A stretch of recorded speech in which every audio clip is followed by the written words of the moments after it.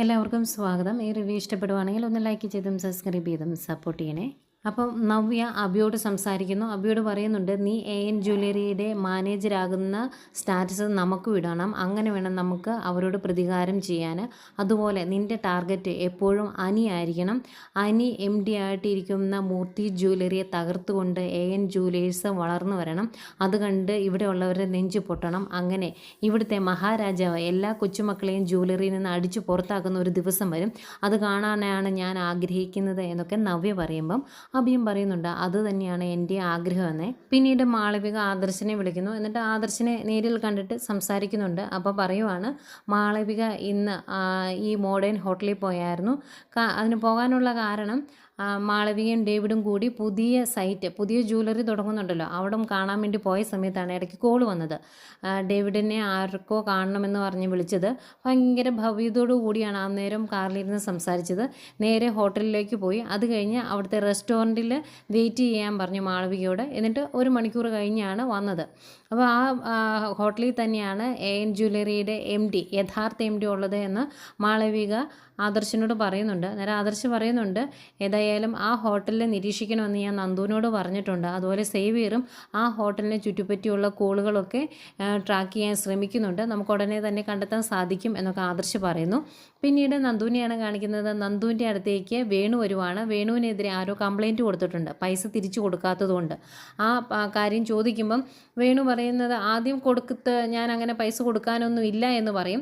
അത് കഴിഞ്ഞ് നന്ദു 2 വിരട്ടൊക്കെ വിരട്ടിയിട്ട് അയാളുടെ കയ്യിൽ തെളിവുണ്ട് എന്നൊക്കെ ഉള്ള രീതിയിൽ സംസാരിച്ച് കഴിയുമ്പം പൈസ കൊടുക്കാനുണ്ട്, അതൊരു 2-2.5 മാസം കൊണ്ട് കൊടുക്കാമെന്ന് പറയുവാണ്.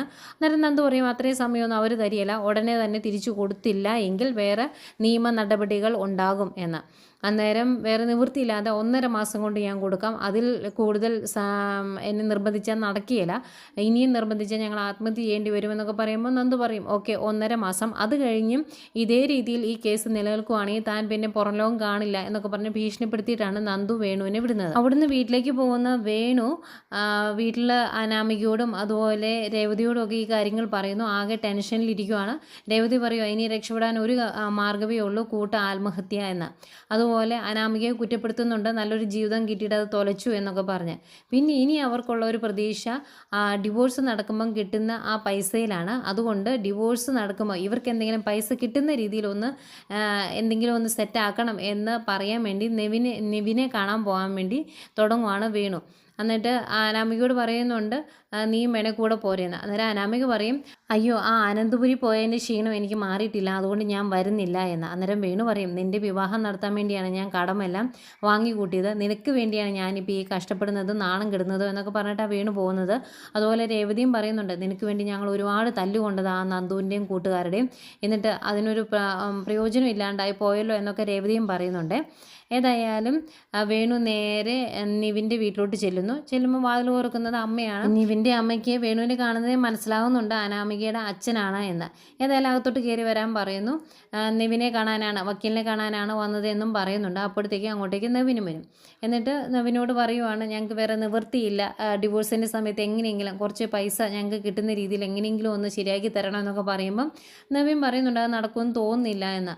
അന്നേരം വേണു പറയുവാണ്, അവൻ ഈ വിവാഹം പെട്ടെന്ന് ഡിവോഴ്സാക്കി കിട്ടണം എന്ന് ആഗ്രഹിക്കുന്നത് വേറെ ഒന്നിനും വേണ്ടിയല്ല, നന്ദുവിനെ വിവാഹം കഴിക്കാൻ വേണ്ടിയാണ് എന്ന് പറയും. അന്നേരം അത് കേൾക്കുന്ന നവീന് ദേഷ്യം വരുവേ.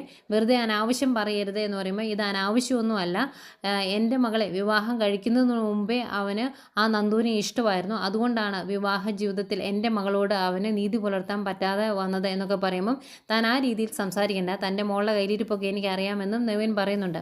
ഏതായാലും കുറേ കരഞ്ഞ് സങ്കടമൊക്കെ പറയും, വേറെ നിവൃത്തിയില്ല, എന്തെങ്കിലും പൈസ കിട്ടിയില്ലെങ്കിൽ ഞങ്ങൾ ആത്മഹത്യ ചെയ്യേണ്ടി വരും, കടക്കാരൊക്കെ കേസ് കൊടുത്തു തുടങ്ങി, ഇനി എന്ത് ചെയ്യുമെന്ന് അറിയത്തില്ല, അവിടെ രക്ഷിക്കണം എന്നൊക്കെ പറയും. എന്നിട്ട് പറയുന്നുണ്ട്, ഞാൻ പറഞ്ഞത് കള്ളത്തരമൊന്നുമല്ല, ഇതിനു മുമ്പ് ഒരുപാട് കള്ളത്തരങ്ങൾ ഞാൻ പറഞ്ഞിട്ടുണ്ട്, പക്ഷേ ഈ നന്ദുവിൻ്റെ അനിയുടെയും കാര്യം ഞാൻ പറഞ്ഞത് സത്യമാണ്, വേണമെങ്കിൽ സാറിന് അന്വേഷിച്ച് നോക്കാവുന്നതേ ഉള്ളൂ എന്നൊക്കെ പറഞ്ഞിട്ടാണ് വേണു അവിടുന്ന് പോരുന്നത്. വേണു അവിടുന്ന് പോന്നു കഴിയുമ്പോൾ നെവിൻ്റെ അമ്മ പറയുന്നുണ്ട്, അതൊക്കെ സംഭവിച്ചു കാണും, കാരണം ആ വീട്ടിലേക്ക് നയനയും നവ്യയും എങ്ങനെയാണ് കയറിയത് എന്ന് നമുക്കറിയാം, അതുകൊണ്ട് അവരുടെ കയ്യിൽ ഒരുപാട് കള്ളത്തരങ്ങളൊക്കെ ഉണ്ട് എന്ന് പറയുമ്പം നെവിൻ പറയുന്നുണ്ട്, ആ രീതിയിൽ രീതിയിൽ നയന ആ വീട്ടിൽ വന്നതുകൊണ്ടാണ് ആദർശ ഏട്ടൻ്റെ ജീവിതം രക്ഷപ്പെട്ടത്. ഇന്നത്തെ കാലത്ത് ഇത്രയും നല്ല പെൺകുട്ടികളെ വിവാഹം കഴിക്കാൻ കിട്ടുക എന്ന് പറഞ്ഞാൽ തന്നെ ഭാഗ്യമാണ് എന്നൊക്കെ പറയുമ്പം ഇത്തിരി പുച്ഛമാണ് അമ്മയുടെ മുഖത്ത്. അന്നേരം നെവിൻ പറയുന്നുണ്ട്, ആ കൂട്ടത്തിൽ ഇത്തിരി കുഴപ്പക്കാരി നവ്യയാണ്. നവ്യ നേരെ ചെന്ന് കയറിയത് അഭിയുടെ കൂടെ ആയതുകൊണ്ട് ഇപ്പോൾ പറയുകയും വേണ്ട. പക്ഷേ ബാക്കി രണ്ടുപേരും നല്ല നല്ല പെൺകുട്ടികളാണ് എന്ന് എനിക്ക് നേരിട്ടറിയാവുന്ന കാര്യമാണ് എന്നൊക്കെ നെവിൻ പറയുന്നുണ്ട്. എങ്കിലും നെവിനൊരു സംശയം, ഇനി നന്ദുവിന് അങ്ങനെ എന്തെങ്കിലും ഉണ്ടോയെന്ന്. അതുകൊണ്ട് നവിൻ നേരെ വന്ന് അനാമികയെ കാണുക. എന്നിട്ട് അനാമികയോട് ചോദിക്കുമ്പോൾ അനാമിക പറയുന്നുണ്ട്, അവർ തമ്മിൽ ഇഷ്ടമാണ്, എനിക്ക് നല്ല ഇഷ്ടമാണ് നന്ദുവിനെ, പക്ഷെ നന്ദുവിന് തിരിച്ചുണ്ടോ എന്ന് എനിക്കറിയത്തില്ല എന്ന് പറയുന്നു. അന്നേരം നെവിനും പറയുന്നുണ്ട് കേട്ടോ, ഞാൻ പഠിക്കുന്ന കാലത്ത് അവൾ എൻ്റെ ജൂനിയർ ആയിരുന്നു, ആ സമയത്തും അവളെ ആരും പ്രേമിക്കാൻ പോയിട്ടില്ല, കാരണം അവളെ പേടിയായിരുന്നു എല്ലാവർക്കും എന്ന്.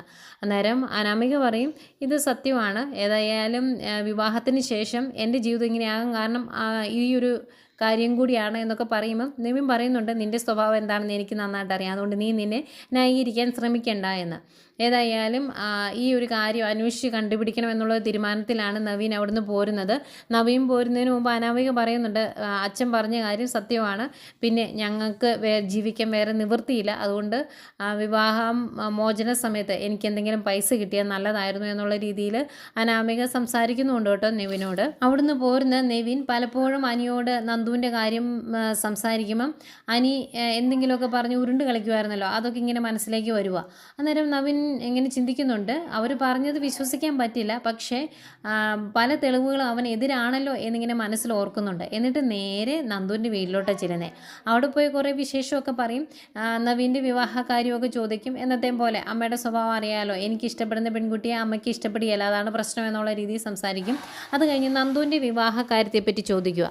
അന്നേരം കനക പറയുന്നുണ്ട്, മോൻ്റെ കാര്യം പറഞ്ഞ പോലെ തന്നെയാണ്, വിവാഹത്തിൻ്റെ കാര്യം പറഞ്ഞ് അവൾ അന്നേരം വാളെടുക്കും, അവൾക്ക് വലിയ താല്പര്യമില്ല എന്നൊക്കെ പറയുമ്പം നവീൻ പറയുവാണ്, അതെ ഞാനൊരു കാര്യം അറിഞ്ഞു, അതാ എങ്ങനെ അറിഞ്ഞു എവിടെ നിന്ന് അറിഞ്ഞു എന്ന് എന്നോട് ചോദിക്കരുത്, എനിക്ക് എൻ്റെ സത്യാവസ്ഥ അറിയണം എന്ന് പറഞ്ഞു നിൽക്കുമ്പം ഇത്തിരി ടെൻഷനോടെ നിൽക്കുന്ന കനകയെ കാണിച്ചുകൊണ്ടാണ് ഇന്നത്തെ കഥ അവസാനം.